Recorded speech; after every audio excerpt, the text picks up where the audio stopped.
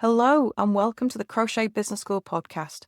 I'm your host, Kelly Thomas, and I'm going to help you to make your crochet dreams a reality stitch by stitch and show you how you can create a successful and profitable business using your crochet, keeping a flexible lifestyle so you don't have to sacrifice too much time with your family.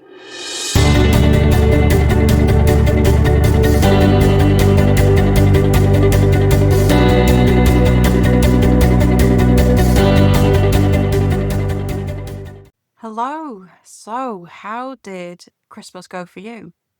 Or if you don't celebrate Christmas, how did this time of year go? Because up until Christmas Eve, it was insanity. The sales machine was going right until the last minute, and it's now that time of year between Christmas and New Year where you feel like maybe you can breathe a little bit.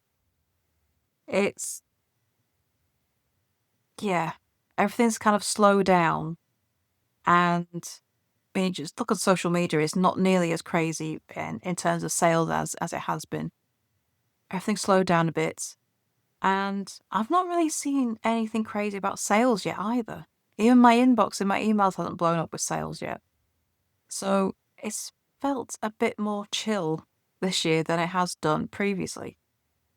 Whether you're feeling that or not, well, what do you do at this time of year? It's a funny time of year, isn't it? When stuck between Christmas and New Year, time just seems to stop. You lose track of what day it is. There's still way too much food around, way too much chocolates, and you just want to veg on the couch. But when you have a crochet business, what do you do with this time of year? To be honest, I don't tend to do a lot. I'm happily just sat crocheting and watching Christmas films. But that is working on my business, because what I'm crocheting is a pattern that I'll release next year. It doesn't feel that way because I give myself permission to crochet what I want. But I have found myself working on my big pattern for next year, which has been really nice, just to sit and crochet and not bother with admin. I also gave myself permission to step away from the admin and not do it if I didn't want to. So of course I didn't. But what else do you do? One of the things I have been doing is reflecting on 2025, thinking about what went well, what didn't, what would I have liked to do that I didn't, why didn't I? What didn't go so well? What do I wish I hadn't bothered with? What am I glad I did? It's all these questions and just reflecting on the year past, because when you do that, you can make plans for the year ahead, because you don't want to repeat mistakes made last year. You want to repeat what went well and maybe make it better, and do more of those things that you enjoy doing and went well as well. So reflecting on 2025 is going to help you decide on how to move your crochet business forward in 2026 and come up with a plan so that you can make 2026 way better than the previous year. I mean, isn't that always the goal, to have a better year this year than you did the previous one? We want to increase our sales, we want to increase our profits, because by doing that, we get to live the lifestyle that we want. We get to have that freedom of time.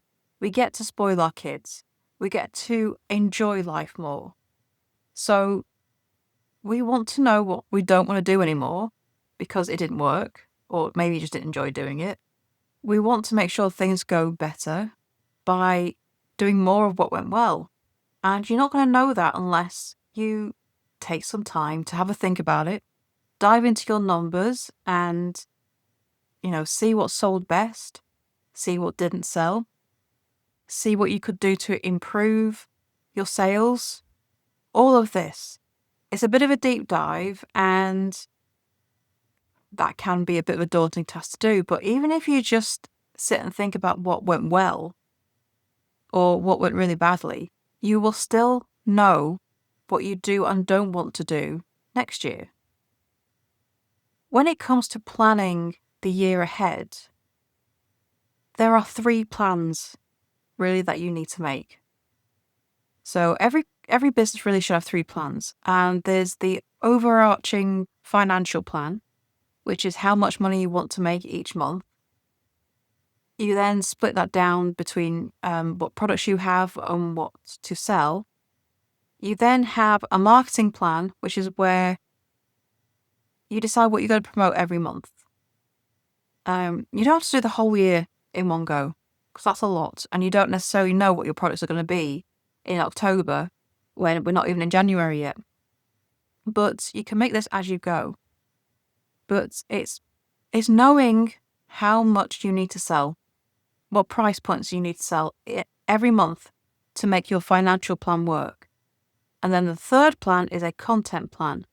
And that's how you promote the products that you want to sell in order to make the money in your financial plan. So all 3 of these plans fit together and make each other happen.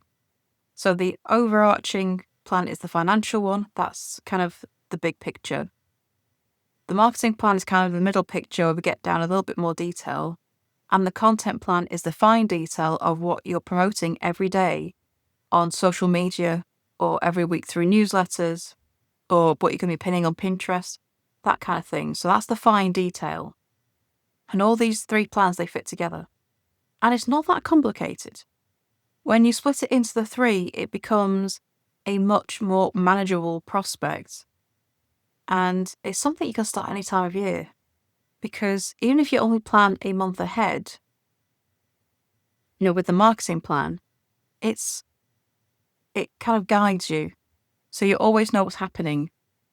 You want the financial plan in place as soon as possible because that's the one that's going to tell you how much money you need to make each month in order to make the money you need for the year. So if you know that you want to make, say, $40,000 from your crochet, you need to split that between the months and see how much you need to make every month, every week, every day, if that's what works for you. So you know how much you need to bring in. And that informs how you do your marketing. So knowing what worked for you last year, you can plan for doing more of that in 2026 and it goes into your plan. Knowing what you want to avoid, you make sure it's not in there because it didn't work well for you last year, so why is it going to work for you in 2026? And you can make sure that's not in your plan at all. These reflections help do the planning. So if you want to know more about how to do those 3 plans, I do have a course on planning your crochet business year, and it takes you through how to make those 3 plans along with templates and guidance on how to do it. And you can find that link in the show notes. But having those plans in place is going to make sure that you can have the year that you want in your crochet business. Instead of being unprepared, you get prepared. So if one of your reflections is, I wish I'd started promoting crochet that I was selling for summer holidays, maybe it's beachwear, cover-up, solar sandals, maybe you wish you start promoting earlier than you did. Well, now you can make it happen. You can make sure that you make a note in your marketing plan when you want to start promoting for those summer holiday products so that you get sales in earlier. And this is why you do plan, so you don't miss opportunities. If we only react to things when we think of them, we could have missed a good chunk of the sales.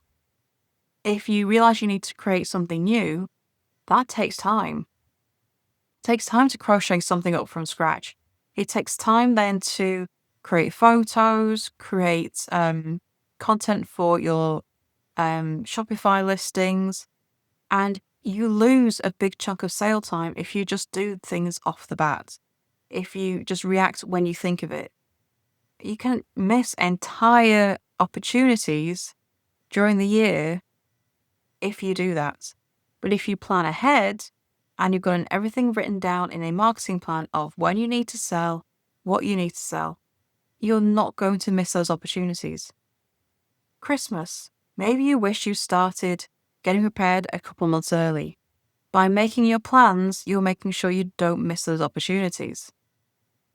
It's being more organized, and having these plans is how these big corporations work. They don't pull marketing campaigns, as they want to put on TV. They don't pull that out at the last minute. They make those months in advance.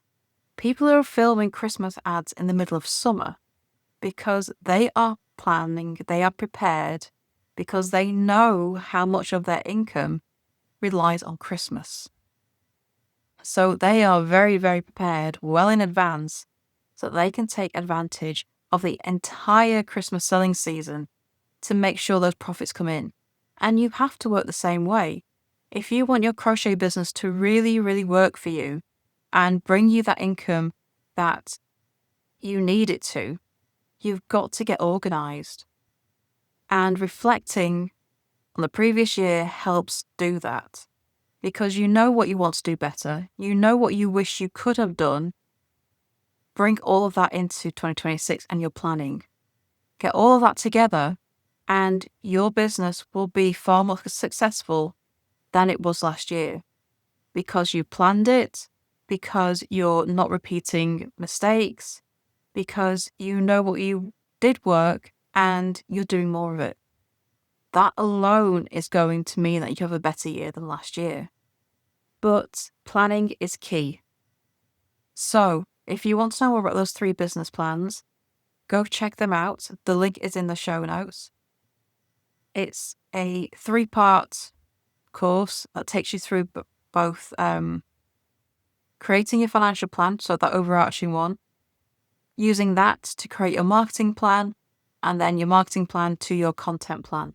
So we go from big picture right down to small detail. And that's going to make sure that you're organized, you always know what you want to post, and that you don't miss any selling opportunities, and that you make the money that you need to from your crochet business. It's all there waiting for you. So take a look at that, and I would love to hear what your plans are for the year ahead. So you can find me on Substack at Crochet Business School, and I would love to hear more. So thank you for listening, and I shall see you next time in the next episode. Bye for now.